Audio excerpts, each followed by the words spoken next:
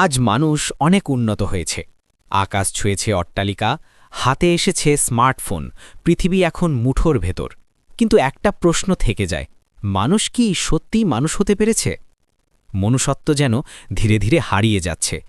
আগে প্রতিবেশীর দুঃখে দরজা খুলে যেত, এখন দরজা বন্ধ থাকে, হৃদয়ও বন্ধ থাকে। আগে সম্পর্ক ছিল বিশ্বাসের, এখন সম্পর্ক দাঁড়িয়ে আছে স্বার্থের ওপর। ভালোবাসা হয়ে গেছে লেনদেন, সম্মান হয়ে গেছে অভিনয়। লোভ, ভোগ আর লালসা আমাদের ভেতরের আলোটা নিভিয়ে দিচ্ছে। আমরা সুস্থ থেকেও যেন বিকল হয়ে পড়ছি, চিন্তায়, ব্যবহারে, মানসিকতায়। অন্যের সুখে ঈর্ষা, অন্যের কষ্টে উদাসীনতা। এটাই কি আমাদের অগ্রগতি? আমরা প্রতিযোগিতায় এতটাই ব্যস্ত যে মানবিকতা ভুলে যাচ্ছি। মানুষ এখন মানুষকে ব্যবহার করে, প্রয়োজন ফুরলেই দূরে ঠেলে দেয়।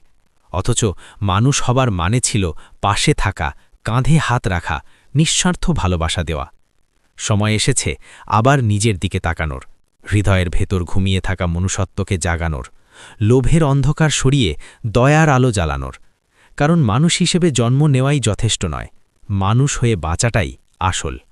আপনারা যদি এমন চিন্তা জাগানো ও অনুপ্রেরণামূলক লেখা পছন্দ করেন, তাহলে আমার সুখদেব.অফিসিয়াল ইউটিউব চ্যানেলটি অবশ্যই সাবস্ক্রাইব করুন।